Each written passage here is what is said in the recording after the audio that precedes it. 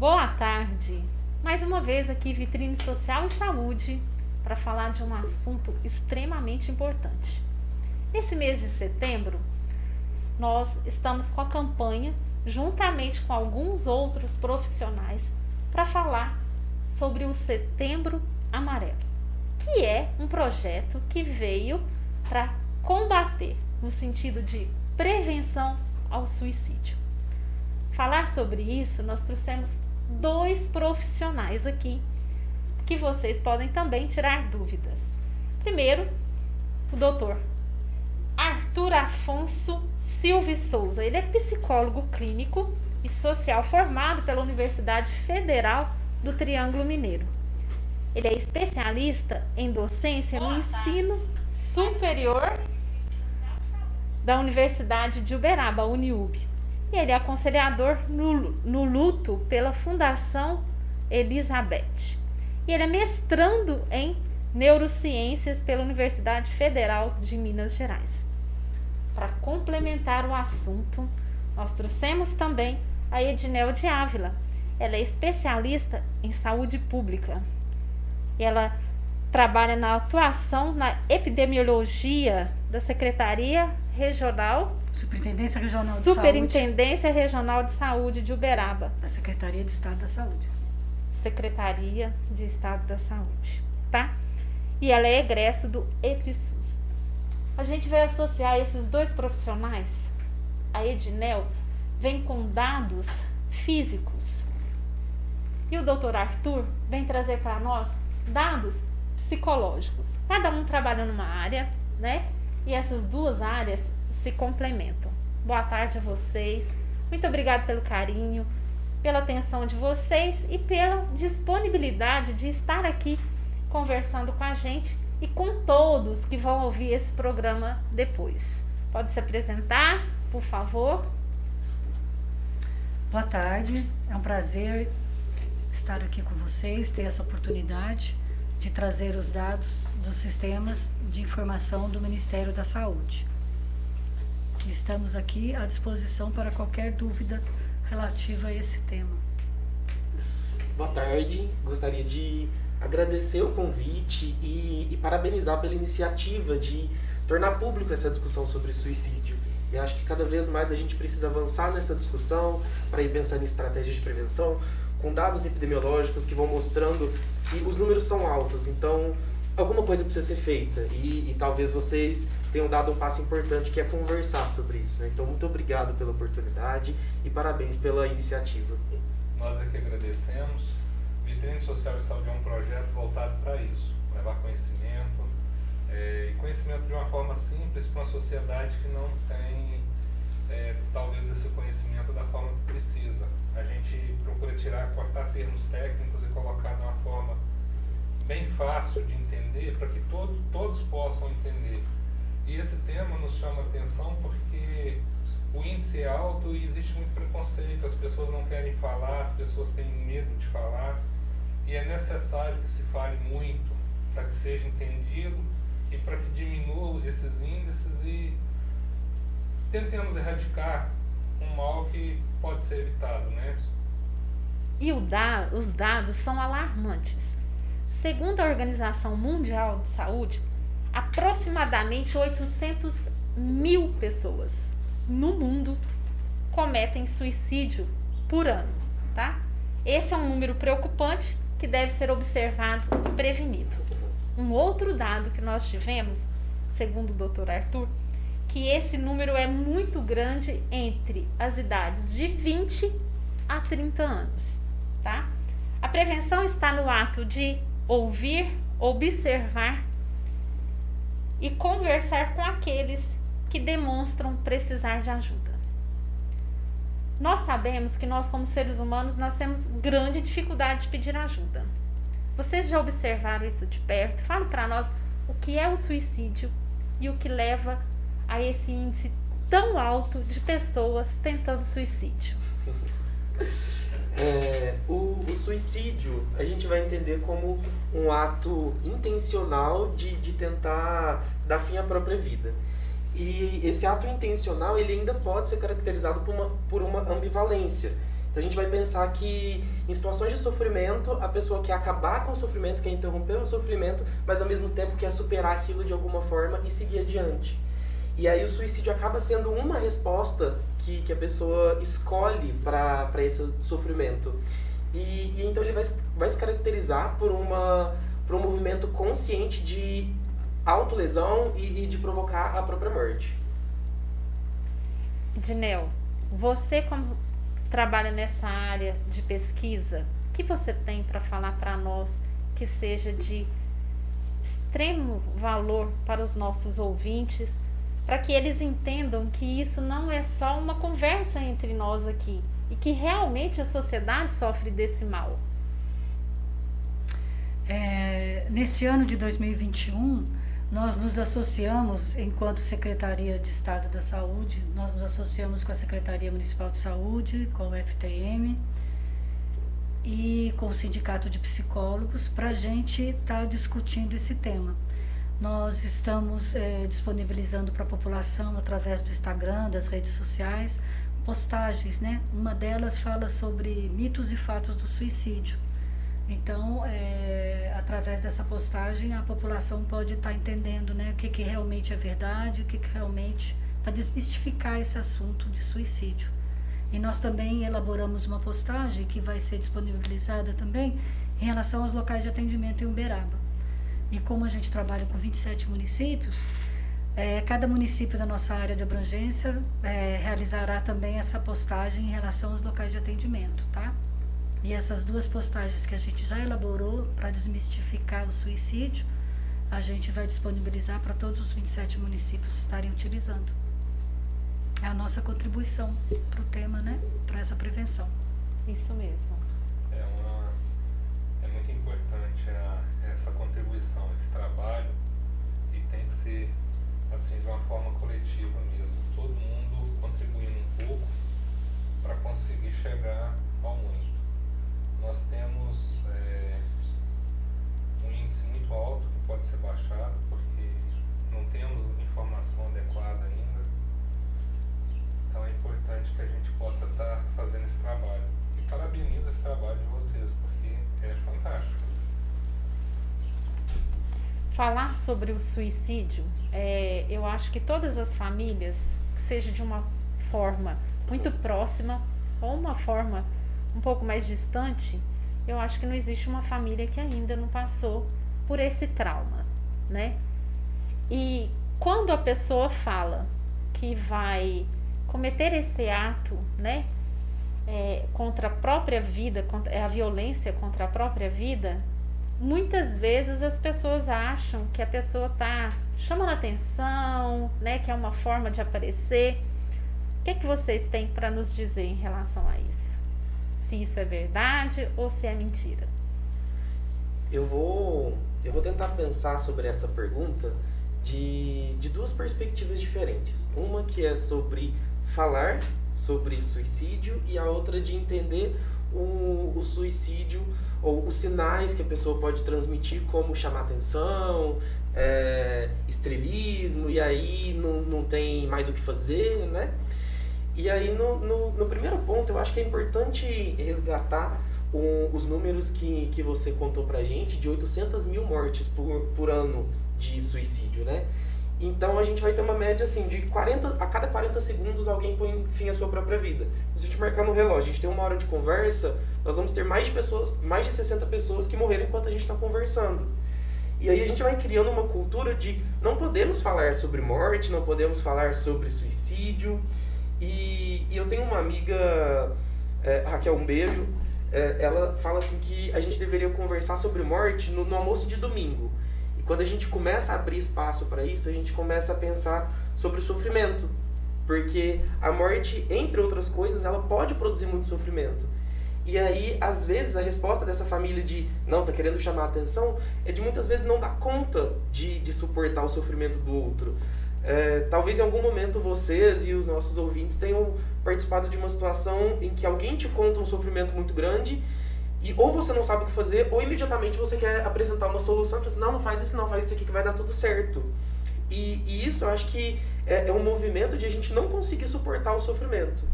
E tanto quanto a decisão de se matar, de não dar conta mais daquilo e de precisar de uma alternativa, quanto de a gente não conseguir acolher esse sofrimento.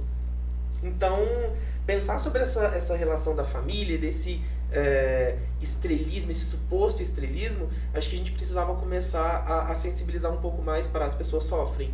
E talvez elas estejam do jeito que dão conta, contando para nós o que elas precisam. Se expressando, né? Exato. Cada um vai conseguir dizer que sofre de uma forma diferente. E aí você tá querendo chamar atenção. Tá, beleza. Ainda que seja que essa pessoa esteja só chamando atenção, isso não dá pistas de que essa pessoa não tem a atenção que ela entende como suficiente e como necessária para uma vida saudável, para uma vida de boas relações? E aí será que não dá pra gente tentar pensar sobre esse chamar a atenção de essa pessoa precisa de cuidado? Enquanto a gente continuar desconsiderando que pode existir um sofrimento, a gente não vai conseguir avançar no debate sobre morte, sobre suicídio, sobre sofrimento. Eu até tive um amigo que concretizou o suicídio, e ele fez isso no domingo, e no sábado ele foi jogar bola e falou pro colega de futebol: não aguento mais, eu vou tirar minha vida. O colega não acreditou, não deu crédito para ele. Ele tinha separado da esposa, ele estava angustiado, sofrendo muito por causa dessa separação. E ele falou no sábado: eu acho que eu vou tirar minha vida, não aguento mais viver o que eu estou vivendo. O colega não deu crédito. No domingo ele se enforcou em casa. Aí a gente recebeu a notícia que ele tinha tirado a vida se enforcando. Então, assim, às vezes, mesmo que a pessoa esteja chamando atenção, querendo chamar atenção, foi um pedido de ajuda, né? Eu acho que acaba que a pode... gente não tem essa sensibilidade, né? Às vezes a gente passa batido, né?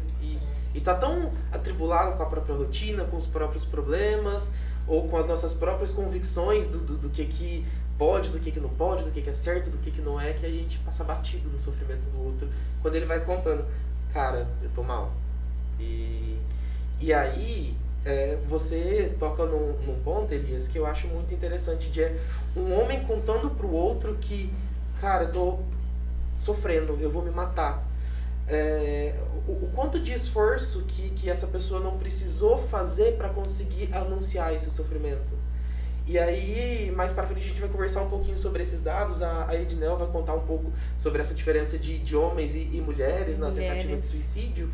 E a gente pode pensar, o que faz com que, se mulheres tentam mais, o que faz com que os homens morram mais?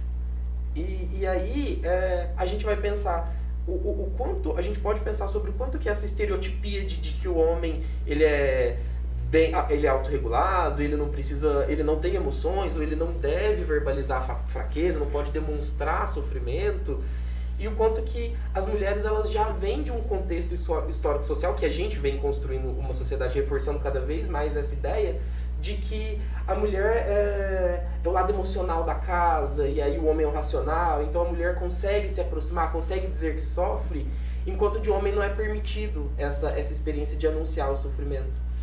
E aí quando a gente vai pensar nas decisões que vão passando, primeiro, os homens, eles são, nessa lógica, eles tendem a ser mais resolutivos, e aí eles vão para os meios mais agressivos de tentativa de autoextermínio. Então a consumação, ela vai se dar não particularmente porque o resgate é muito menor, é muito mais difícil. A forma com que o homem tem acesso e consegue passar o sofrimento para o ato de suicídio é muito maior. Mulheres, elas vão ter tanto mais recursos sociais de poder conversar com outras pessoas e anunciar o sofrimento, quanto formas mais brandas de tentar o autoextermínio. E talvez por ela falar, por ela expressar esse sofrimento, outras pessoas ficam até mais alerta, né? Enquanto que o homem, igual o Elias comentou aqui, falou para um colega, lá tinha 30, ele escolheu um para desabafar. Enquanto se fosse uma mulher, às vezes ela falava para 35, não tinha nem 5 lá, mas ela arrumava mais 5 para falar, né? Sim. Então a gente vê isso. Ednel, como é que você consegue mostrar graficamente essa discrepância entre a tentativa e a consolidação do fato do suicídio entre homens e mulheres? A gente utiliza sistemas diferentes de informação, né? O Ministério da Saúde oferece para nós o SINAM, que é o Sistema de Notificação de Agravos, e onde a gente está verificando a ficha de violência autoprovocada. Sim, o Rodolfo vai colocar ali alguns gráficos, você pode ir guiando ele, tá, Ednel? O SINAM, né? Então a gente nunca conversou sobre esse assunto, é engraçado como isso é um tabu da sociedade. A gente não sabe nem os órgãos, né? Que consegue, onde recorrer, né? Onde olhar, a gente não tem esse tipo de informação. Isso é uma aula para nós, viu, Ednel? Então, o SINAM é onde ocorrem as notificações de agravos de notificação compulsória. É um sistema do Ministério da Saúde, assim como o SIM, que é o Sistema de Informação de Mortalidade. Todos os dois oferecem informações para a construção de políticas públicas, para intervenções que podem estar sendo elaboradas, né, para melhorar a saúde da população. Conforme eu falei, a tentativa de suicídio a gente identifica na ficha de notificação de violência interpessoal e autoprovocada. Essa ficha é um instrumento que permite identificar vários tipos de violência, entre elas a violência contra a mulher, a violência sexual, a violência ligada à identidade de gêneros e outras violências. São uma gama bem grande de violências que pode ser notificada através dessa ficha. Entre elas, a tentativa de suicídio, tá? Sim. A tentativa de suicídio, ela é de notificação compulsória, né? Ela faz parte da Lista Nacional de Notificação Compulsória, e ela também, além de ser compulsória, ela tem que ser imediata. Por que ela tem que ser imediata? Justamente para poder ter intervenção para que o suicídio não se concretize.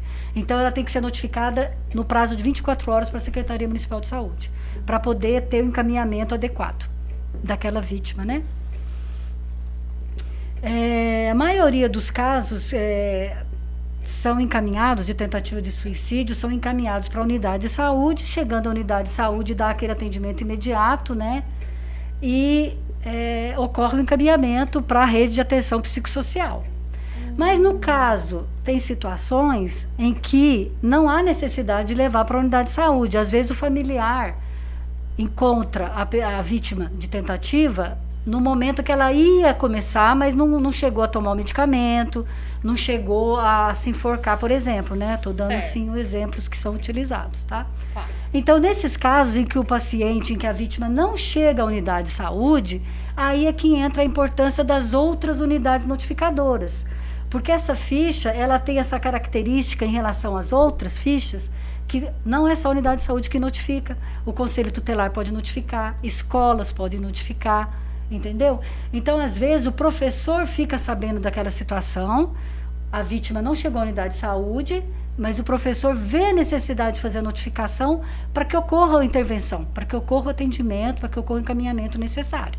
Então, é muito importante que as escolas, né, que os professores tomem consciência do seu papel aí nessa identificação dos tipos de violência que pode estar sujeito aos seus alunos, tá? Para poder notificar. E essa notificação não é um simples papel que você preenche. Essa notificação, ela vai gerar o encaminhamento. Esse é que é importante. As escolas têm... Por enquanto, é uma ficha nova, nesse caso de estar abrindo para unidades extra-saúde, ainda não houve adesão ainda. Mas a gente pretende agora, no mês que vem, entrar em contato tanto com a Secretaria Municipal de Educação quanto com a Superintendência. E agora que a gente a gente faz live, vamos fazer live porque é mais fácil, não precisa das pessoas se deslocarem, a gente pode abranger o maior número de pessoas, né? Eu acho que vai facilitar agora, nesse ano, a gente atingir as escolas e tentar sensibilizar os professores. Com os conselhos tutelares, a gente sempre chama eles para fazer a capacitação, tá? Certo. Ednel, você falando disso daí, me ocorreu um fato aqui, né? A pandemia, na verdade, se a gente for tirar os louros da pandemia, eu acho que nós vamos conseguir falar desse momento social que eu acho que tem, não sei se tem aumentado, mas a gente percebe conversas, eu sei que isso não é tão divulgado, porque eu acho que as pessoas tem medo de divulgar e aumentar o índice de suicídio. Mas a gente vê nas escolas, eu como mãe vejo uma falha. Não se fala isso para adolescente. Isso é verdade ou só eu que estou de fora não percebo esse movimento escolar? Tanto na escola pública quanto em escola particular. Vocês dois que trabalham nessa área, assim, é só uma visão minha que às vezes eu tô atrasada ainda nessa visão ou realmente isso acontece? E outra coisa também, eu acho que não se fala tanto com eles e nessa fase eu acho que eles pensam muito e assim, não sei a quantidade que concretizam, mas eles falam entre si, pensam entre si nesse assunto, porque a adolescência traz muito sofrimento, traz muita coisa que eles não entendem, traz um borbulhar de hormônios, de sensações que eles não conhecem e muitas vezes não sabem lidar. Eu acho que existe uma fantasia de que se a gente falar sobre suicídio é como se eu estivesse dando ideia pra pessoa, né? Gente, tô dando ideia. Isso não acontece. A pessoa ela vai pensar por si só sobre... Quem quer vai pensar sozinho. Isso já é uma saída que a pessoa... Se a pessoa já considera isso como saída, eu não vou dar ideia pra ela. Quando a gente pergunta, a gente tá dando espaço pro outro contar que tá sofrendo. E aí as escolas vivem um ambiente de... Lá não é um ambiente de saúde, então a gente não vai falar de saúde lá. E aí a Ednel está contando sobre essa implementação da ficha de notificação nas escolas. E aí talvez os pais precisam entender para cobrar isso da escola, e a escola entender o papel de que lá é um espaço de interação. Lá é um espaço de sociabilidade, lá é um espaço em que as crianças vão conseguir interagir, vão conseguir construir coisas juntas e construir, possivelmente, saídas para o sofrimento coletivamente. Quando a gente não fala sobre isso, é como se isso não existisse. E aí, peraí, a gente não tem notícias de suicídio. Mas se tem dados que vão contando que a cada 40 segundos uma pessoa morre, aparentemente, não falar sobre isso não é a solução. Não diminuiu. Porque isso não diminui. Esse número só aumenta. Esse dado de 800 mil, ele é mais próximo de 2015 do que de agora. Sim. Agora a gente está beirando 1 milhão de mortes por ano por suicídio. Então, se a gente... Para mim é um raciocínio muito lógico. Eu não falo sobre isso. Os números não estão diminuindo. Será que o problema é falar? Aliás, será que o problema é não falar? E aí a escola precisa ter uma equipe, e aí existe uma luta, e eu vou convidar vocês a se engajarem nessa luta, e os ouvintes também, para a inserção de psicólogos e assistentes sociais em todas as escolas com caráter obrigatório. E aí essa é uma luta que vem há anos tramitando no Congresso para se tornar um projeto de lei, aliás, é um projeto de lei para ele ser efetivado. E aí o psicólogo educacional e o assistente social tem condições e recursos para conseguir avaliar, para conseguir planejar intervenção, para conseguir planejar estratégias em equipe.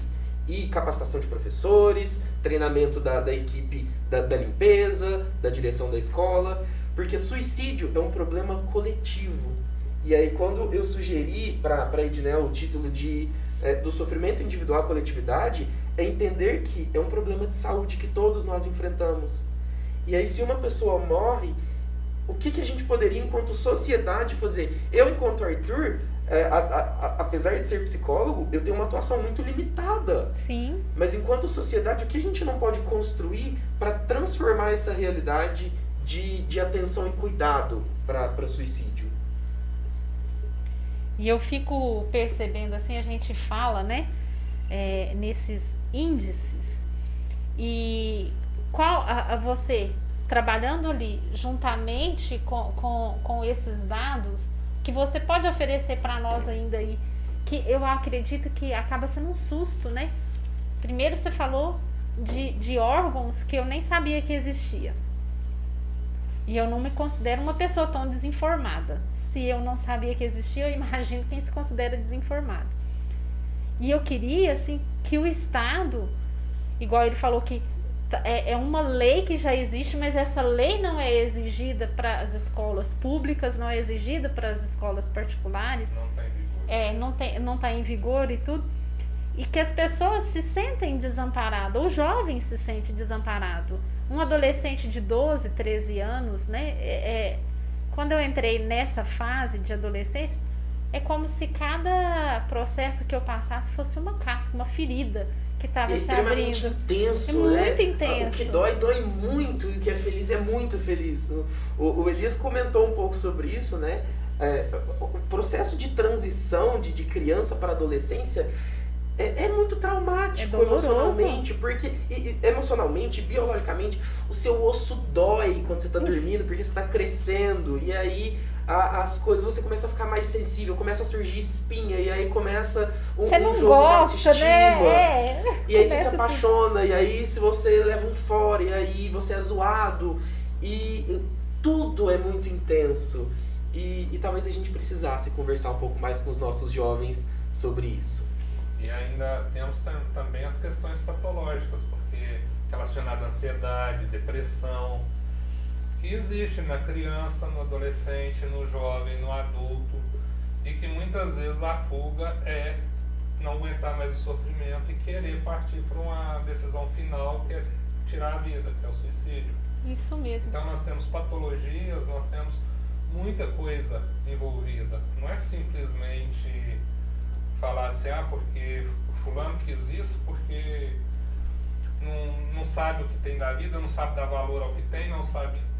Não é para botar cargas, para fazer julgamentos. É simplesmente para ajudar, para promover a vida, não permitir que a vida se perca. Edinel, naquela aula que você estava dando para nós, que eu achei muito interessante, eu estou vendo ali, como é que a gente faz a identificação do paciente com alto risco de suicídio? Então, através dessa ficha, na medida em que o profissional de saúde ou o profissional de educação ou o conselho tutelar notifica E isso é só na área da saúde, nas escolas não tem. Por enquanto não, mas a ficha permite. O importante é que é o instrumento que permite essa identificação também pelo profissional da educação. E você acabou de falar para mim, mas o Elias aqui, em off aqui, que nós, como cirurgiões dentistas, a gente também tem uma ficha que a gente pode preencher. Essa mesma ficha, porque vocês podem estar também identificando isso, porque conforme você mesmo colocou, né? Muitas vezes ali o paciente faz algumas confidências para vocês, né? Para vocês enquanto profissional da saúde bucal, né? Próximo, né? Com certeza. Então a ficha ela permite a identificação dos pacientes para poder encaminhar, e se ela for bem preenchida, você pode estar identificando também os fatores de risco envolvidos, né? Porque ela traz muitas informações. Ela traz informação sobre identidade de gênero, ela traz informação sobre educação, ela traz várias informações. E ela tem um campo aberto onde o notificador pode explicar a situação. Então é uma ficha muito rica, tá? Precisa ser bem utilizada. Bem preenchida, bem preenchida, bem utilizada e abrir esse espaço para fora da saúde. Eu quero reforçar uma fala da Edinel de que não são dados por si só, né? A gente só consegue, falando em saúde pública, a gente só consegue pensar em intervenção quando a gente tem dados do que precisa ser intervido. Se eu não tenho as informações, ou se eu tenho informações muito genéricas, é muito difícil eu pensar numa proposta e que vai atender isso. E aí, atuar, né? Como é que você vai atuar? Como que a gente vai fazer vamos planejar uma intervenção para acabar com o suicídio? Ou para diminuir o suicídio? Tá, mas o que está causando isso? O que movimenta isso? Qual o público-alvo? Qual é o público-alvo? É interessante. E como que eu vou interagir com essas diferentes faixas etárias sobre suicídio? E aí... Porque são problemáticas diferentes. São problemáticas diferentes. São movimentos diferentes, são tempos de vida diferentes e experiências diferentes. É claro que existe o papel subjetivo e a forma como a própria pessoa responde às coisas. Mas quando a gente consegue abarcar uma maior gama de informações, a gente consegue pensar em mais estratégias possíveis. E como que a gente descobre isso? Com a notificação. A gente Por isso a importância, eu falei para a Edinel que é uma aula, e realmente é uma aula. Por isso a importância de entender isso tudo que é notificado, que é deixado com o Estado, né? Para poder trabalhar, para poder ter uma área de atuação, para poder ter uma intervenção bem incisiva para diminuir esses dados, né? Rodolfo, deixa naquela... Isso. Aí. Então, nós temos aqui, gente, essa ficha, ela vai notificar a violência autoprovocada. Essa violência autoprovocada, ela tem dois tipos. A gente separa por automutilação, né? que é um processo que, se o Arthur quiser explicar o que é automutilação, eu até prefiro. Não é ideação suicida ainda, Sim. mas é uma automutilação. A automutilação é você produzir machucados em você mesmo. E aí isso pode ser de diferentes formas. Você pode se bater, você pode arrancar o seu cabelo, você pode se cortar com gilete, com caco de vidro, com... enfim, de diferentes formas que você produz sofrimento em você. E isso muitas vezes surge como uma transferência do sofrimento. Aquilo que eu não consigo verbalizar, aquilo que só sente e pesa, quando eu me machuco, eu consigo ficar com a dor física. E aí isso vai amenizar a minha dor emocional. E aí isso é um sinal importante pra gente reconhecer coisas corriqueiras, por exemplo. Olha o calor de Uberaba. Aqui não dá pra... mensurar. Não dá pra medir, não dá pra sobreviver. E aí você vê adolescente o tempo inteiro de blusa de frio. Uhum. O que a blusa Alguma de frio coisa tá escondendo? alguma coisa de errado tem, né? Em contextos de inverno, apesar que a gente tá no inverno aqui em Uberaba e tá esse calor, né? Mas em contextos de inverno faz sentido, mas essas mudanças... é estilo, eu gosto. Tá, entendi. Beleza, você pode continuar com o seu estilo, mas será que eu consigo observar um pouquinho mais outros elementos? Eu não tô dizendo que todo adolescente que usa blusa de frio tá se automutilando, tá, pessoal? Sim. Tô dizendo que isso é uma coisa que a gente pode ficar atento e observar. Então, além da automutilação, nós temos também realmente a tentativa de autoextermínio, que a gente chama aí uma abreviação TAI, tá? Tentativa de autoextermínio. E alto, hein, essa Então nós tentativa? tivemos em Uberaba, em 2020, 468 notificações da violência autoprovocada. Aí nós separamos. 113 foi automutilação e 355 foi como realmente tentativa de autoextermínio, tá bem? Tá certo? Meu Deus. É bem grande. A automutilação é bem menor do que o autoextermínio, tá? Sempre o autoextermínio, nessa avaliação que a gente faz periodicamente, sempre essa diferença é bem grande, tá? E acontece de não ter automutilação e passar já para uma tentativa de autoextermínio? Sim, com certeza. É possível, mas eu vou fazer uma provocação em relação aos dados, que os dados eles são de acordo com o que nós temos, Com o né? que chega, né? E aí a gente... Que procurou a saúde também, né? Exato. Se não esse procurou o a ponto. saúde, nós não temos Não tem dado. dado. Existe né? um número de subnotificação enorme para a maioria Sim. das coisas. E aí o Sim. SINAM é um sistema de notificação compulsório e ainda assim existe subnotificação. Então aquele pai que percebe que o filho tá com comportamento de automutilação e não procura rede pública, eu tenho condições, eu vou procurar um profissional particular. E esse profissional particular não se responsabiliza pela notificação, ele está contribuindo para a gente ter dados desatualizados. Ou dados que não... Irreais, né? irreais, que eles não vão transmitir o que de fato está acontecendo. Então, isso serve para autônomo, isso serve para profissional da rede pública e de responsabilidade de escola, que aí percebe e aí ou faz vista grossa, ou comunica os pais, e os pais não têm recurso nem interno para dar conta disso, nem financeiro para conseguir, ou noção de para onde encaminhar, e aí a gente vai realmente ter um número de tentativa de autoextermínio maior do que de automutilação, porque a gente vai notificar mais um do que o outro. Olha, tem uma professora aqui, a Eliana Cristina, falando que o tema é excelente, pessoal, e que ela hoje trabalhou esse tema na escola dela, né? Mas que infelizmente é um preconceito para falar sobre suicídio. Talvez mais seja maior o medo, né? Sim. Porque a gente corre de informação que talvez choque a gente, né?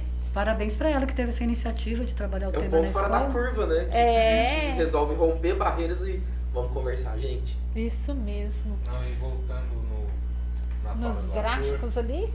Voltando na fala do Arthur, eu como dentista, a minha esposa como dentista, nós dentro de um consultório particular onde nós não atendemos serviço público e não atendemos SUS, nós não sabíamos da existência dessa ficha para comunicação compulsória, para falar.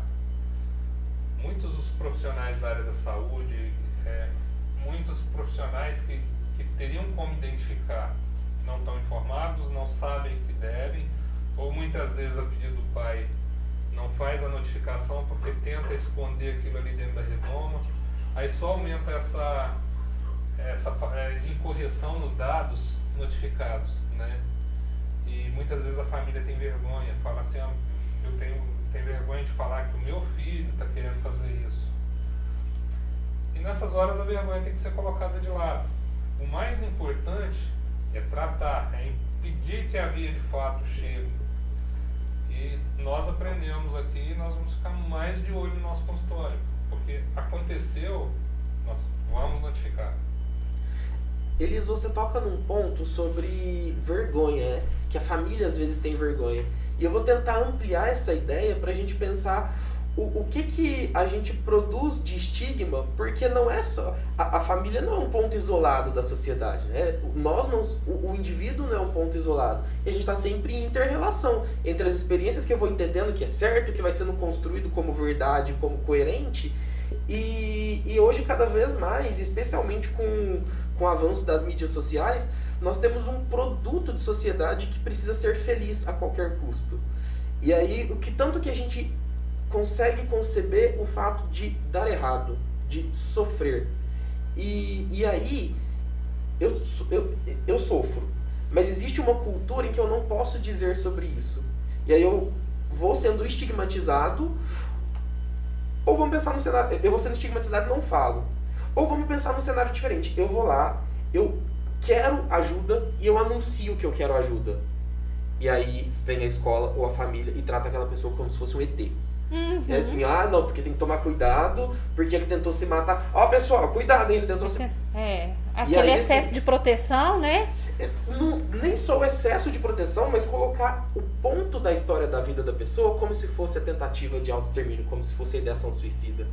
E aí, quando a gente consegue concentrar só nisso, é muito pouco provável que a gente consiga resgatar outras possibilidades de enfrentamento. Uhum. E aí talvez a gente esteja anunciando para outras pessoas que estão sofrendo que, cara, ele falou e olha lá o que virou a vida dele. Agora tudo gira em torno disso, agora ninguém conversa com ele direito porque vai conversar, e aí ele vai se sentindo excluído, vai se sentindo discriminado em função disso. Eu que não vou falar do meu sofrimento. Então se a gente começa a criar... É um despreparo nosso, né, o Arthur? É um despreparo nosso, eu acho que é uma construção perversa de felicidade crônica. E a vida não é só felicidade. Em alguns momentos nós vamos sofrer, em alguns momentos nós vamos fracassar, em alguns momentos nós vamos estar para baixo. E se eu não puder contar com os meus pares para anunciar isso, nós vamos elevando cada vez mais o grupo de gente que pensa em se matar, de gente que tenta se matar e de gente que consegue se matar. Aqui a gente pode observar a faixa etária, tá? Em relação, nós estamos ainda na tentativa de autoextermínio, né? Em Uberaba. Sim. A gente percebe aí a faixa que atinge maior, que tenta o suicídio, é de 31 a 59 anos. Nós temos 8 adolescentes que tentaram no ano de 2020. Idosos, nós tivemos 8, desculpa, e adolescentes nós tivemos 73, ok? Aqui em 2021, essa diferença assim, se mantém.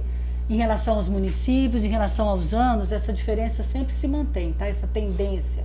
Sempre a população adulta é que tenta mais suicídio do que adolescente e os idosos aqui em Uberaba, tá? Será que teria e na como nossa explicar ali aquela diferença ali de 18 a 30 anos, agora, nesse ano de 2021, e de 31 a 59? Tem uma diferença até bem expressiva, né? Ali, se você for olhar. Será que é devido ao momento, ao isolamento? Eu acho... O que essas pessoas relatam? Se você quiser fazer alguma inferência, eu acho complicado fazer inferência nesse sentido. Difícil, sem ter né? outros dados. Me ajuda numa coisa. O primeiro Sem ter gráfico outros é de 2020 e 2021. 2020 e 2021. Isso é considerando que 2021 nós tivemos só metade do ano, né? Isso. Nossa, então tá enorme, ó. Então tá alto, 2021 né? é só metade do ano. A classe de 18 a 30 anos é uma galera que vai perdendo contato. Aliás, todo mundo foi perdendo contato, né, devido ao isolamento. Mas é uma fase, e idosos também, que isso fica muito marcado, esse sentimento de solidão de que eu não posso contar com outras pessoas. Isso é uma inferência superficial que eu posso pensar, mas não como verdade. Sim, também. entendi. É só como uma aposta de... percepção, né? E aí, assim, entre 18 e 30 anos, eu vou pensar com vocês, especialmente com uma população que eu trabalho mais de perto, que é a população LGBTQIA+. Para a maioria das pessoas que se reconhecem como LGBTQIA+, elas vão percebendo uma série de violências tanto extrafamiliares, mas em muitos contextos intrafamiliares. E aí estar fora de casa acaba sendo uma rede de apoio para essa pessoa conseguir se manter funcional, conseguir se manter saudável. E aí por que eu estou destacando entre 18 e 30 anos? Porque é um momento em que você consegue sair de casa, e aí você ou vai para o ensino superior, ou você já começa a trabalhar de forma independente, aí você tem um certo nível de independência financeira, e aí você está ali no auge da sua vida, está movimentando as coisas, e aí é onde você consegue se distanciar um pouco dessa violência intrafamiliar e se aproximar dos seus pares por ideologia, por convicção e por vontade própria, né? E aí o isolamento ele vai e massacra. E aí essa população volta para o interior da casa e volta a sofrer as violências de forma mais expressivas, só que dessa vez sem a possibilidade da válvula de escape. Porque eu já não posso me encontrar com os meus outros amigos que vão viver nesse mesmo tipo de coisa. E aí, por isso que os efeitos do isolamento eles são muito marcados em algumas pessoas, exatamente por essa experiência de suporte social externo de outras pessoas que não fazem parte do ambiente familiar. Sim. E eu chamo a atenção que essa ficha ela tem essa possibilidade, porque é o único instrumento que traz essa pergunta, identidade de gênero e orientação sexual. Só que ela precisa ser bem preenchida. O profissional de saúde precisa aprender a preencher de forma adequada a ficha para ter a identificação adequada. E precisa ter treinamento, inclusive, para saber como manejar esse tipo de conversa, né? Porque, o que significa como perguntar isso, né? Como perguntar isso também, né? E assim, eu vou perguntar uma coisa, mas aí a pessoa vai me responder, eu não sei o que isso significa. Verdade. Então, a gente precisa de formação, a gente precisa investir cada vez mais em formação continuada. Por isso que nós estamos aqui, pessoal. Com eles aqui, nós estamos aprendendo junto com vocês. Hoje eu estou tendo uma aula que foi muito esperada e de conhecimentos que nós vamos carregar para sempre em nossas vidas e que nós vamos ajudar a divulgar muito. Uma coisa que eu tenho observado muito na internet, tem muitas pessoas fazendo live, dando cursos, mini cursos, maratonas, onde eles ensinam que você tem que ser vitorioso. Você não pode sofrer. Se você cometer um erro, se você não tá gozando de sucesso, se você não atinge o seu objetivo, é porque você não fez o que eles ensinaram lá. Não existe chance de erro se cumprir aqueles metas. O esquema que eles colocaram. Isso não é verdade. Ou seja, se eu me frustrei, é porque eu sou incompetente. A responsabilidade recai sobre você. Se eu fui vitorioso, ele fez um caminho correto para mim. Até uma linha de igrejas evangélicas, eu posso dizer, porque eu estou dentro de uma, teve uma linha muito forte de igrejas que pregaram sobre prosperidade. Se o crente não prospera, é porque ele está em pecado. E assim... Doou pouco, que às vezes a pessoa doou o que dava para doar. É verdade. Então a gente pega essa linha que, graças a Deus, caiu muito. Não tem sido tão difundida, mas ainda tem. Ou seja, se eu não estou prosperando, é porque eu estou em pecado? Talvez eu não tenha aprendido como investir, como fazer... lidar com a economia, mas não quer dizer que eu estou em pecado, porque senão o pobre não teria condições nenhuma de ser santo, ia ter que virar todo mundo rico. Eu acho que dá pra gente ter um dá pra ter um capítulo exclusivo para falar sobre como a gente vai se organizando com a questão religiosa e como que isso vai mapeando as nossas decisões, né? Uhum. Mas essa agenda neoliberal de que depende de você é grave pensar sobre o quanto que a responsabilização recai sobre o sujeito. E aí, se você olhar um pouquinho para o contexto e para as possibilidades que essa pessoa de fato tinha de fazer... Gente, a gente faz o que está ao nosso alcance, a gente faz o que é possível. Ninguém deliberadamente, em sã consciência, vai falar assim, cara, deixa eu tomar uma decisão errada que vai me colocar em risco, que vai me colocar perturbado, que vai me deixar ansioso. Ninguém vai tomar uma decisão assim. Então a gente precisa contextualizar. Na minha prática, eu acho que eu sou da política anti-coach. O meu compromisso social é ser anti-coach. Coaches sérios existem. Coaches sérios que vão trabalhar com treinamento, com desenvolvimento pessoal, isso existe. Eu tô dizendo desses caras que vão pro Instagram fazer como conquistar o seu primeiro milhão, ou como ter uma vida mais saudável, e aí blogueiros que vão se apropriando de um lugar que eles não têm informação. E aí a gente vai falar sobre suicídio e falar assim, olha, não pode se matar. Tá, mas o que você vai me oferecer em troca? Eu tô sofrendo. Eu não tenho dinheiro, eu não tenho vínculo familiar, eu não namoro, eu não tenho amigos, e aí você tá me dizendo pra não me matar. Ou eu tenho isso tudo e ainda quero me matar. E aí? O que? Beleza, você tem isso tudo. O que tá me fazendo movimentar? E assim, qual que é a aposta que você vai me dar de volta? Porque beleza, eu posso não me matar, mas aí a gente não tem uma rede de segurança, e então não dá pra gente pensar em prevenção ao suicídio se a gente não falar sobre a defesa do Sistema Único de Saúde. Não dá pra gente falar de prevenção ao suicídio se a gente não vai levar em consideração pautas identitárias, de como a pessoa se reconhece, de como a pessoa se percebe no mundo. Não dá pra gente falar de prevenção ao suicídio sem contestar e exigir que exista investimento e fortalecimento da RAPS. O que é RAPS, pessoal? RAPS é a Rede de Atenção Psicossocial. Essa rede, ela dá conta e ela serve para acolher e acompanhar pessoas em sofrimento mental. E aí, nos últimos tempos, e bem recentes, e é bem sofrido pensar sobre isso, tem havido um desmonte da RAPS e de políticas de saúde. Então, vocês se lembram do antigo Sanatório Espírita de Uberaba? Sim. E de outras práticas manicomiais, que é aquele negócio de asilamento, de trancar as pessoas em sofrimento mental num lugar e dizer que isso é cuidado. As fazendinhas foram muito populares 10, 15 anos atrás, e agora estão ganhando com uma nova força. E aí vai conversar sobre essa agenda neoliberal de que assim, se a gente não fala de fortalecimento do SUS, não dá pra gente falar de prevenção ao suicídio se a gente não falar assim, essa rede precisa funcionar, essa rede precisa garantir que o sujeito seja acolhido e amparado. Antes da nossa conversa, vocês estavam conversando sobre encaminhamento, né? Se quando chega na emergência, vai com encaminhamento para a rede. E aí vai com encaminhamento para a rede. Mas aí a consulta com o psiquiatra demora 6 meses a 1 ano. A pessoa tentou se matar ontem. Você vai consultar com o psiquiatra daqui quanto tempo? E aí não tem vaga no serviço de saúde. Então a gente precisa fortalecer o serviço, não acabar com ele. Sim. E lembrar, né, Edinel, que as pessoas ali, ó, no gráfico, estão todas juntas, mas dentro de cada um ali, assim, não, mas ele não pode estar passando por isso. Quem diz que dinheiro é tudo na vida, né? Às vezes a pessoa está sozinha e está feliz, e às vezes a pessoa está com várias pessoas. Já viu aquela história de estar em festa e estar infeliz, triste? Existe isso, né? E a gente vê ali, ó, isso é de Araxá? Então, a gente está trazendo Araxá aqui porque daqui a pouco vocês vão ver que Araxá teve no ano de 2021 10 suicídios concretizados, a mesma quantidade que Uberaba teve, o município que é 3 vezes menor.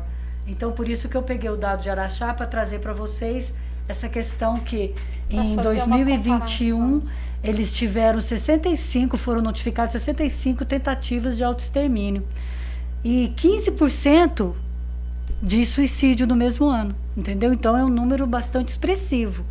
E aqui também a gente pode observar uma tendência geral. O meio utilizado na tentativa de suicídio é o envenenamento. Então vocês vejam ali, ó, em 2019 foi 126 tentativas ao todo, 110 o meio utilizado foi ou medicamento, ou raticida, algum produto químico, tá? Então isso é uma tendência que se repete nos nossos municípios da nossa região, porque os casos que vão para a emergência, para as UPAs, né, geralmente é tomar medicamento. A maioria é assim, tá? Essa aí ocorre em todos os municípios e é sempre essa diferença. Pode passar. A frequência de estar em relação à idade, né, adolescente, nós tivemos 58 casos de adolescente em Araxá. Já tem um númerozinho maior ali, né? Idosos foram 17 e adultos de 18 a 59 anos foram 236 casos aí nesse período. Eu juntei 2019 e 2020 e 2021. Eu juntei 3 anos aí, tá bom? Certo. Pode passar, por favor. Aqui é por sexo. A tentativa de suicídio, gente, sempre é maior a mulher. A mulher tenta mais, tá? Olha a diferença, né, gritante, né? 224 do sexo feminino e 87 do sexo masculino. Pode passar? Agora, gente, a nossa fonte de informação é o Sistema de Informação de Mortalidade, tá? Certo. Então é o SIM. Aí são suicídios concretos, tá? E vale lembrar que também existe subnotificação no SIM, tá? Sim, Porque né? muitas vezes aparece no SIM como acidente e não como suicídio, Nossa. tá? E é importante esclarecer para a população que uma coisa é a declaração de óbito que a família recebe, outra coisa é o dado que vai para o SIM. Porque o dado para ir para o SIM não parte só da declaração de óbito. Tem que ter uma investigação, tem que ter uma análise para a gente ter porque às vezes quando a DO sai do ML, ela é elaborada de forma rápida para poder enterrar aquele parente, né? Certo. Então muitas vezes pode ter uma informação que não tem qualidade. Então cabe à epidemiologia municipal investigar e colocar informações de qualidade, tá? Então a DO que vai para o sistema é diferente daquela declaração de óbito que a família recebeu, tá? É muito importante. Então são questões epidemiológicas que devem ser revistas para poder ir para o sistema de forma adequada, tá? Certo. Então em 2017 nós tivemos um total de 38 suicídios concretos, tá? Ali nós temos Uberaba, foram 10, Araxá 9, 3 Frutal e 16 foram nos outros municípios que teve da nossa região, que são 27, né? São 27. Foram 1 ou 2 em cada município ali, eu não especifiquei porque não valia a pena. Em 2018 nós tivemos no total 49 suicídios, 7 em Uberaba, 10 em Araxá, ó, tá vendo que Araxá está se sobressaindo em relação aos outros? Já teve uma fase anterior que foi Frutal que se sobressaía, agora quem está se sobressaindo é Araxá. Então foi 8 em Frutal e 24 nos outros municípios aí, dividido aí, 1 ou 2 em cada município. Nossa, Uberaba em 2019, que isso? Em 2019, Uberaba, você veja bem, 25 suicídios, tá? 8 em Araxá, 4 em Frutal. Em 2020, 21 em Uberaba, 14 em Araxá e 3 em Frutal e 19 nos outros. Olha ali, 2021 que eu falei para vocês, Araxá e Uberaba 11, a mesma quantidade de suicídio, Uberaba e Araxá. E Araxá é uma cidade 3 vezes menor menos, que Uberaba, né? 100 e poucos mil habitantes só Araxá. Certo? E aquela Frutal ali, não teve. Isso, Frutal não teve no ano de 2021. Não teve registro, né? Pode Sim, ser que teve, pode não ser foi que feito aconteceu. registro. Aquela linha de cima é o número total de suicídio, né? Quer dizer que em 2021, na nossa região, foram 36 suicídios registrados, tá? Pode passar? Aí a frequência de suicídios por sexo. Aí você veja que o masculino agora se sobrepõe, né? Que em todos isso os anos. É o gráfico de concretização, né? Exatamente. Realmente quem morreu, né? Exatamente. Quem morreu mesmo que está registrado no SIM como suicídio. Como suicídio. Ok? Então você veja aí que em todos os anos o homem se sobrepõe bastante. Tá? Eu não tive oportunidade, porque não dá tempo, gente. Eu estou envolvida com Covid, com um monte de coisa, não deu tempo de ver o meio utilizado do suicídio. Mas normalmente Mas geralmente- as causas mais comuns são enforcamento, E tiro. envenenamento e armas. E armas. Sim. Armas. E a gente, o que assusta, né? Olha lá, quanto que o homem, né? Até pelo fato que você falou, né? O homem chega às vias de fato, né? Porque ele não pode falar. Ele tenta meios Ele efetivos, não né? pode Não sofrer. pode voltar atrás do tiro, né? Mas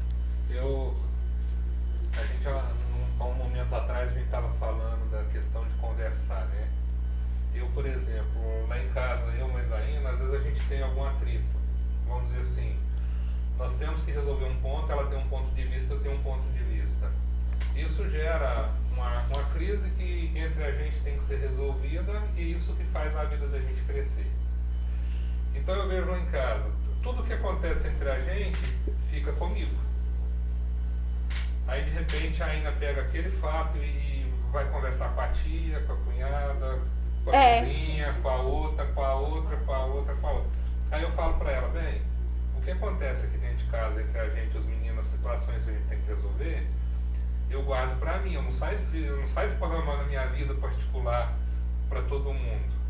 Mas ela não, ela sente a vontade De e a conversar com as necessidade pessoas de que eu sinto confiança. Conversar. Trocar experiência, né? Porque aí eu me resolvo, entendeu? Talvez. Eu acho que o homem não se resolve por isso. Ele precisa dar conta daquilo sozinho, não posso conversar com ninguém, não tem nenhum espaço. E aí, e isso não se resume a homens, o que eu vou dizer agora, mas a maioria das pessoas, aliás, existe uma parcela da população que não acredita que o outro vai ser capaz de entender o sofrimento. E aí isso pode ser uma das coisas que façam com que não procure ajuda, por entender esse sentimento de desamparo, de estar sozinho e de que o outro não dá conta de ouvir. Existem saídas, existem possibilidades e existem profissionais capacitados para conseguir escutar. E resolver o problema é uma dimensão muito sobre o que a gente entende como problema. E o caminho não é necessariamente solucionar, mas escutar e criar outras saídas. Porque o suicídio é uma das saídas. E se as pessoas têm essa resposta como saída para o sofrimento, quantas outras a gente não pode construir coletivamente na medida que a gente vai compartilhando? Outras alternativas. Outras alternativas. É sempre possível a gente pensar em criar uma rede de apoio, em entender que as coisas que acontecem entre vocês não precisa ficar só para você resolver sozinho e eu tenho que dar conta disso daqui. E até porque existe uma construção sobre masculinidade desse senso de autoeficácia, né? De que eu não tenho problemas, mas se eu tiver esses problemas, eu dou conta de resolver sozinho. Eu não posso contar com o outro. E talvez a gente precise entender que nós podemos contar com os outros e, inclusive, resgatando a campanha do Setembro Amarelo da Associação Internacional de Prevenção ao Suicídio, que é Criando Esperança por Meio da Ação. E aí, criando esperança por meio da ação. O que eu posso fazer para oferecer esperança para o outro e o quanto eu posso apostar que existe esperança no outro e na continuidade da vida. Quantas coisas a gente precisa fazer, quantas coisas a gente pode fazer para conseguir criar essa rede de esperança. E nós temos participação do pessoal aqui. A Odila Braga, ela fala assim: as mudanças no ambiente social e de direitos muda totalmente o cenário em relação à desistência da vida, né? A gente acredita que diante desses gráficos aí, a gente tem que ficar bem pensativo nas atitudes da gente e no nosso posicionamento social, né, Arthur e Ednel? Porque às vezes você ouve um pequeno desabafo da pessoa e não dá credibilidade para isso, e a pessoa vem a fazer parte desse número de estatística aí que acaba assustando a gente, né? E assusta mais ainda quando a gente percebe adolescentes, né, atentando contra a própria vida, né? Vocês vejam ali no ano de 2019, do total de 63 suicídios concretizados, 5 foram entre menores de idade. Então isso é muito triste, né? Muito apavorante, eu acho, né? Acaba que assusta. O Elias tinha comentado uma coisa mais cedo sobre psicopatologia presente. Naquele contexto era sobre adolescentes, né? Depois a gente pode conversar um pouco mais em adultos, mas isso é algo que precisa ser muito bem contextualizado e entendido, que a manifestação clínica de algumas coisas que a gente entende muito bem em adulto é diferente na criança e no adolescente. Então, sim, no adulto a gente vai descrever depressão como aquele humor deprimido, aquela falta de prazer, falta de vontade de fazer coisas, né? E a criança, ela necessariamente não vai apresentar os mesmos sinais.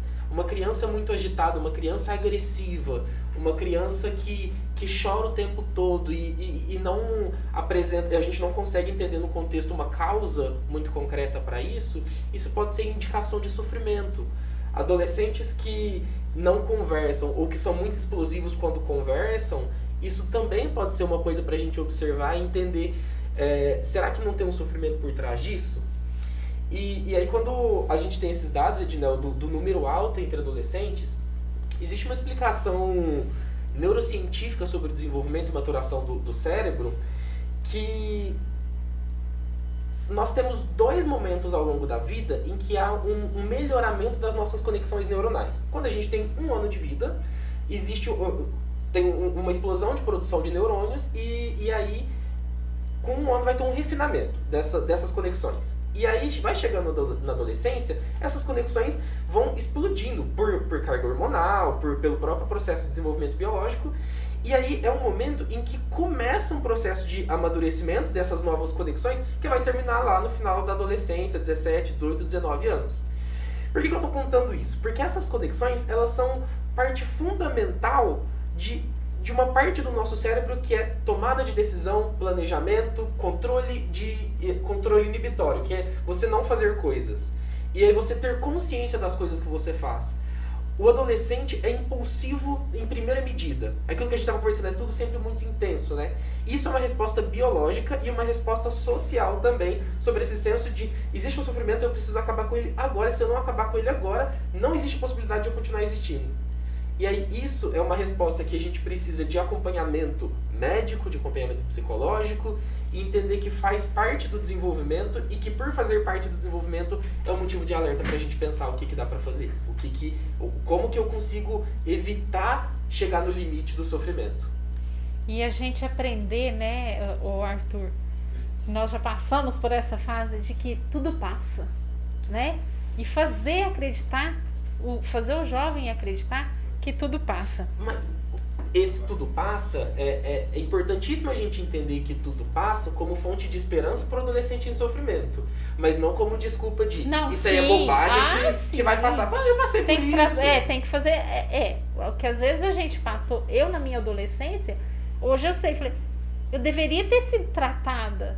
Porque as emoções da gente, hoje a gente vê e fala, nossa, mas era muita explosão, muito sentimento, que hoje eu tenho que trabalhar, que hoje eu tenho que procurar ajuda, que a fonte está lá atrás. Sim. Não é o sofrimento de agora, é o sofrimento e sim as acumulado, dores, né, do né? passado, né? E que deveriam ter sido tratadas lá atrás e que foram ignoradas. Eu, adolescente, não tinha conhecimento, e as pessoas que estavam em volta de mim, ignorância, né? Falta de informação, falta de conhecimento. Falta desse debate livre aqui que nós estamos, né? É engraçado que a Olga falou uma coisa que, diante daquele gráfico ali, eu ia perguntar, né? A gente vê a morte ali relatada, mas diante do relato da morte, a gente sabe o motivo que ocasionou aquele suicídio a chegar-se a concretizar no jovem?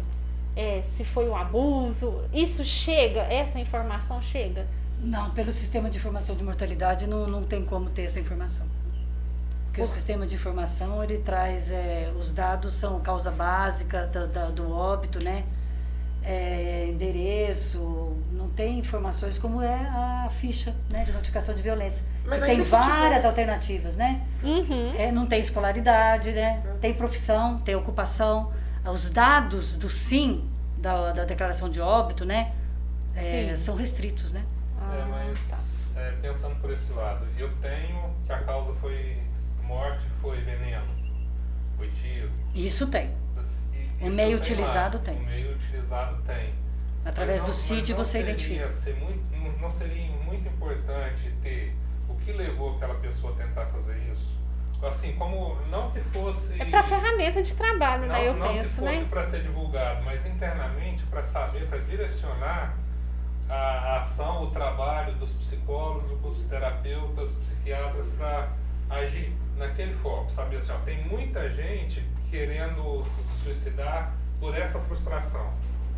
E essa frustração é maior do que essa aqui está em prioridade. Vamos trabalhar em cima disso. Não seria importante? Quando você fala isso, eu entendo que você tá perguntando sobre os fatores de risco para suicídio, né? E aí a gente vai precisar resgatar a defesa da pesquisa no Brasil, que a gente precisa, isso a gente consegue com pesquisa, que a gente vai fazer avaliação de sintomatologia do suicídio e contextualização.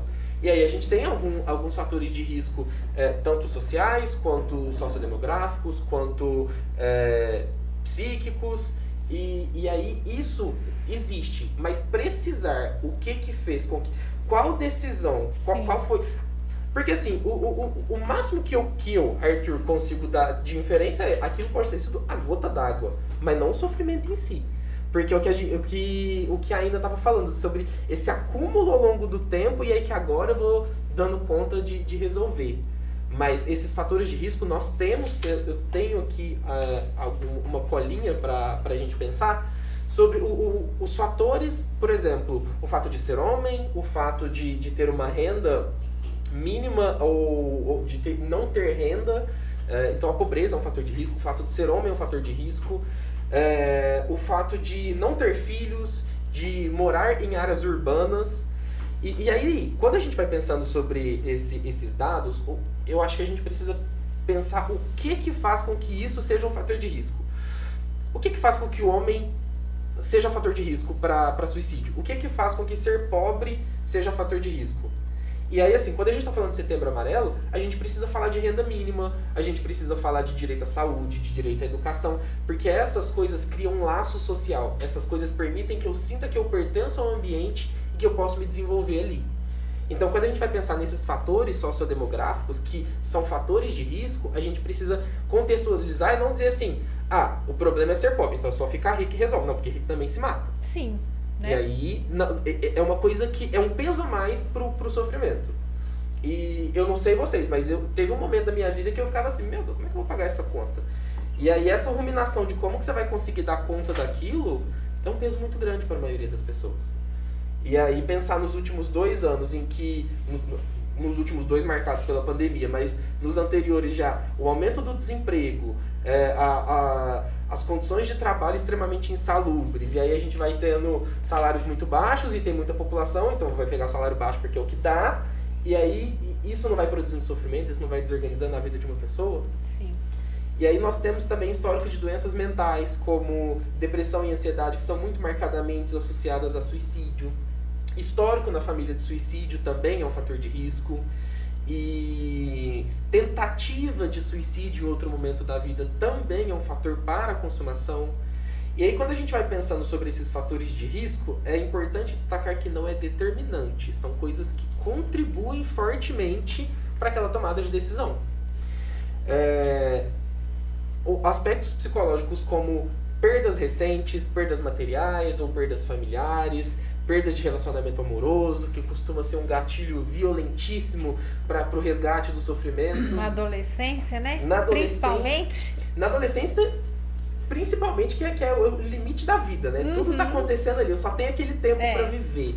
Mas também na fase adulta, existe um conceito numa das vertentes da psicologia que é reatualização. Então é como se aquela experiência, ela me resgatasse, aquilo que eu vivo resgata uma experiência de sofrimento anterior, e aí isso pode acontecer em qualquer momento da vida. Então essas perdas simbólicas ou concretas, elas também são um fator de risco. E aí, adoecimento, condição de saúde, como adoecimento crônico, e aí adoecimentos mais graves em que a gente não tem cura, por exemplo, esclerose lateral amiotrófica, diagnóstico de HIV, que são coisas que mudam completamente o senso de organização da pessoa. Tudo isso vai fazendo a gente pensar em pistas de como intervir, do que transformar e de como atuar num cenário de ideação suicida, de pensamento suicida e de execução do suicídio.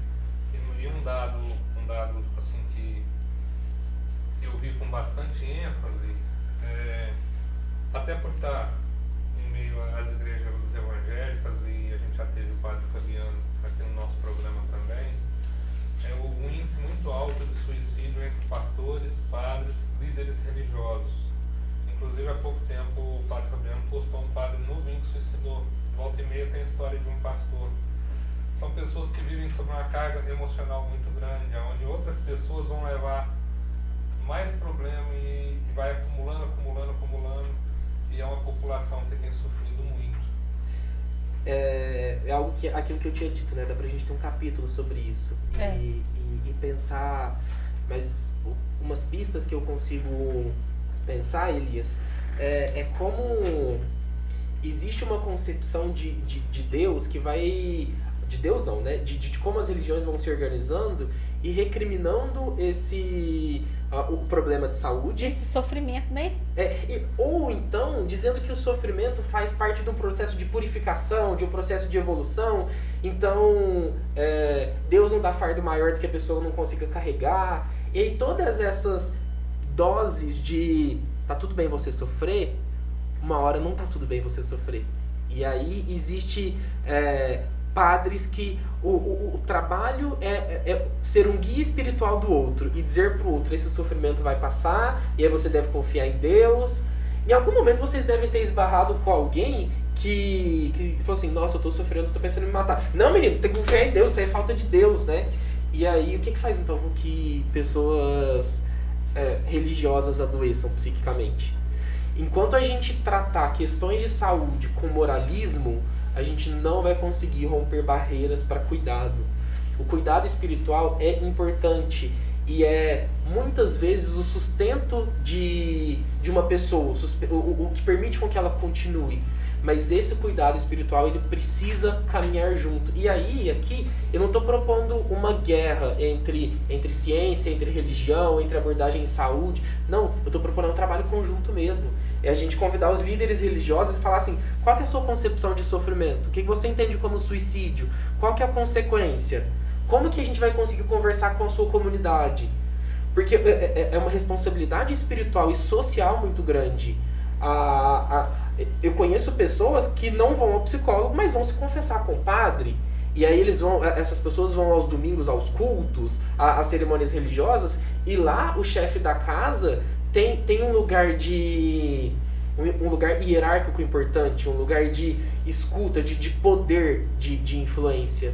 E aí a gente precisa conversar com esses líderes e chamar eles para participar. E não falar assim, a gente precisa combater a religião. Não, a gente precisa caminhar com a religião para fornecer um cuidado que para aquela pessoa faça sentido. E aí isso aqui não tem nada a ver com... Informar o religioso, né? Também, né? Porque o religioso tem noção desses dados que Ednel passou para nós. Eu nunca tinha noção desses dados. E assim, quando eu falo sobre esse caminhar junto, não é eu, enquanto psicólogo, na minha intervenção, convidar Deus para conversa. Falar assim, não, mas aí a gente vai resolver o seu sofrimento sendo para a igreja. Não é isso, gente. Inclusive, isso é uma falha ética muito grave. Sim. Eu tô dizendo que na medida em que a pessoa entende esse lugar de referência, de sustentação, aí Deus participa da conversa, a partir da pessoa. Mas eu também preciso convidar o líder religioso porque ele é uma influência. Ele é um porta-voz importante para a gente conseguir debater saúde. E para entender que todo mundo precisa de tratamento, né? Deus é um apoio, mas a ciência também é a concretização desse apoio, né? Exato. E aí a gente precisa superar essa ideia. Porque se a gente conversa com os religiosos, a gente consegue superar a ideia de moralismo de certo e errado. Sim. E eu costumo pensar muito em substituir a ideia de certo e errado por aquilo que é possível e útil. Mais do que se eu fiz certo e errado, eu fiz o que era possível, o que dava pra fazer. E dando o que dá pra fazer, o que dá pra fazer de útil a partir disso? E aí se a gente tira esse conceito concreto de certo e errado, a gente consegue promover diálogo. Se a gente consegue promover diálogo, a gente consegue promover cuidado. Algumas coisas importantes que não podem nunca ficar de lado, acho que na vida de um ser humano, é a fé, esperança e razão. E a fé tem que andar junto. É importante a pessoa ter fé, é importante a pessoa ter esperança, mas é importante a razão, porque a ciência diz, e a religião não anda em caminho oposto da ciência, elas andam junto. Então quando as duas andam junto, a fé apoia, a ciência também apoia. Confirma, né? E ali fica mais fácil tratar, mais fácil lidar com essas situações. Agora, se cada um resolver ir para uma vertente diferente, vira guerra, e ninguém socorre ninguém, ninguém ajuda ninguém, e vai todo mundo pro buraco. Fica disputando, não, eu cuido melhor. E assim, não, porque o religioso fala, não precisa de terapia, não precisa de medicação, você precisa de Deus. E aí o cara da UBS vai falar assim, não, você não precisa ir à missa toda semana, você tem que ir pra terapia, você tem que ir pro grupo operativo. Cara, mas e se essa pessoa, se é importante pra ela ser religiosa, né? Mas ao mesmo tempo ir na UBS, por que a gente não vai fazer os dois? Por que a gente vai escolher, por que a gente vai hierarquizar conhecimento?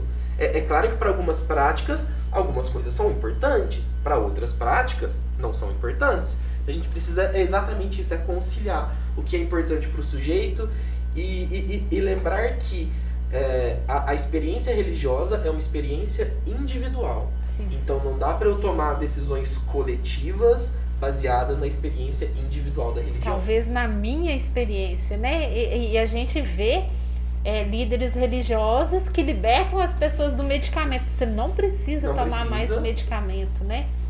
E não é assim. A gente sabe que agora, nesse momento que nós estamos vivendo, se não fosse a religiosidade e a ciência junto, eu acho que era o extermínio da humanidade nesse momento. O caminho é muito difícil e às vezes a gente precisa mediar. A minha avó é muito católica e aí dentro dos ritos católicos existe o ajoelha, levanta, e a minha avó tem osteoporose. Então em algum momento o médico falou para ela, não dá para a senhora ajoelhar. Mas isso é um rito importante para ela.